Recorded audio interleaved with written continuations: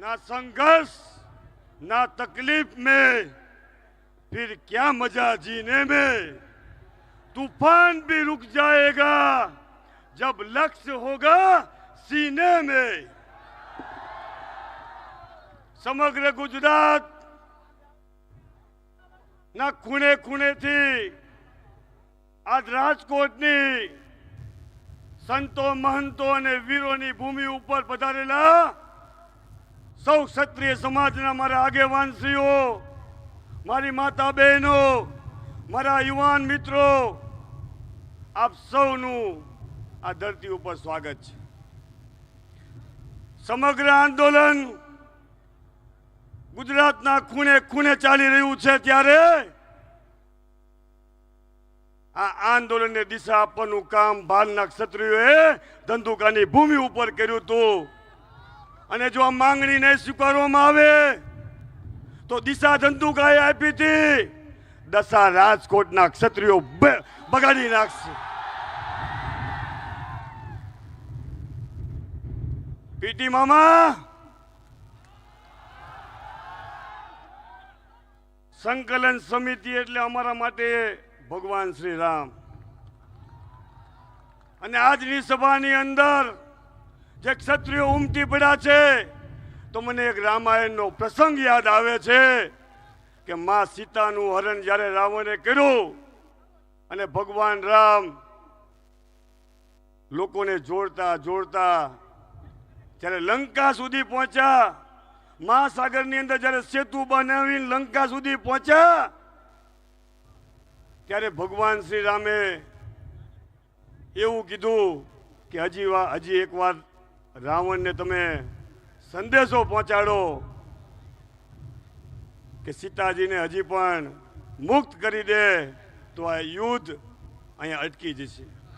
જેથી આ વાત થઈ સમગ્ર રામાયણની અંદર ક્યારે લક્ષ્મણજી, હનુમાનજી, જામવંતજી, સુગ્રીવ ક્યારે રામની સામે બોલ્યા નહોતા। પહેલો એવો પ્રસંગ બન્યો કે જ્યારે ભગવાન શ્રી રામે લંકાની ભૂમિ ઉપર જઈને જ્યારે એવું કીધું કે છેલ્લા સમાચાર રાવણને મોકલાવો, ત્યારે એ બધાની આંખ લાલ થઈ ગઈ હતી કે પ્રભુ હજી પણ સંદેશો મોકલાવો છે।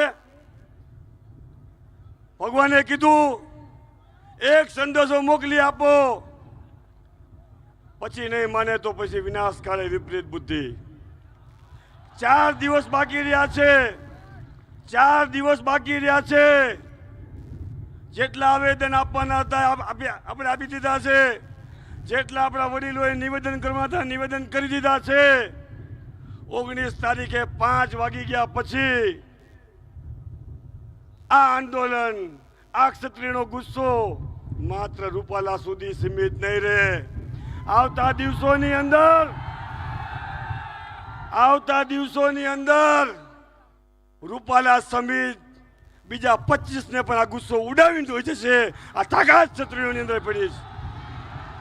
આ મંચ ઉપર આવતા પહેલા મને ઘણા બધા આગેવાનોએ કીધું કે બહુ પાર્ટીની વાત ન કરતા, એટલા માટે વાત કરવી છે। અમારે આપ સૌને પૂછવું છે કે છાસ લેવા જવીને દોણી હંતાડવી એવું કોઈ બને ખરું? તાકાતથી જ કહેવું પડશે, તાકાતથી। અને આ આંદોલનને આ પવિત્ર હવન ઉપર જ્યારે મારી માતા બહેનો આંદોલન કરતી હોય અને સત્તા પક્ષવાળા એવું કહેતા હોય કે આંદોલન આ પાર્ટીનું છે, કે આંદોલન આ પાર્ટીનું છે, આમની ગળથુથીની અંદર છે આવડું આ પાટીદાર જેથી એની અનામતની આંદોલન કરતો હતો તેથી પણ આવા આક્ષેપો થયા હતા। દિલ્હીની બોર્ડર ઉપર મારો ખેડૂત એના ભાવની વાત કરતો હોય તેથી પણ આ આક્ષેપો થયા હતા અને આ ક્ષત્રિય સમાજ ઉપર આક્ષેપ કર્યો છે। આંદોલન કોઈ પાર્ટીનું આંદોલન નથી, મારી માતા બહેનોની અસ્મિતાનું આંદોલન છે। મામા જેટલા નિવેદન કરવાના હતા કરી દીધા। 4 દિવસમાં જો નિર્ણય નહીં બદલાનો, ગુજરાતની ગાદી તો તમારી પાસેથી છીનવી લઈશું, દિલ્હીની પણ છીનવી લઈશું। તાકાત છેલ્લી 2 વાત કરી મારી વાત પૂરી કરીશ। મારી માતા બહેનોને ખાસ કહેવા માંગુ છું કે કોઈ દિવસ ઉપવાસ નહીં કરવાના, જોરની વાત નહીં કરવાની. મારી એક દીકરા તરીકે, એક ભાઈ તરીકે વિનંતી છે, આ સંમેલન પૂરું થયા પછી તમારા ચૌતલિયા ભાઈઓને ફોન કરજો. તમારા ચૌતલિયા ભાઈઓને ફોન કરજો. સંમેલન પૂરું થયું, 19 તારીખ પૂરી થાય, આપણું લક્ષ્ય આપણું બૂથ છે. લોકશાહીની અંદર અને આ આંદોલન રૂપાલાની ટિકિટની વાત ક્ષત્રિય સમાજ એટલા માટે કરવા માંગે છે કે આવતા 100 વર્ષ સુધી કોઈ ક્ષત્રિયની સામે જોઈ ન શકવો જોઈએ. છેલ્લી વાત કરી, મારી વાત પૂરી કરીશ. ઇતિહાસ ગવાહ છે અને હું એ મોગલના સંતાનોને, મારા ચારણ ભાઈઓને કહેવા માંગુ છું, ઇતિહાસ ગવાહ છે. ક્ષત્રિયને જાગૃત કરવાનું કામ તમે કર્યું હતું અને જેથી રાનું રાજ્ય જે જુનાગઢની અંદર હતું અને ચારણે દુવા ગઈ અને રા ડિયાસને કીધું, બાપુ આપનું માથું લેવા આવ્યો છું. તેથી રા ડિયાસે આ ચારણ સમાજના દુવા ઉપર માથું આપ્યું હતું.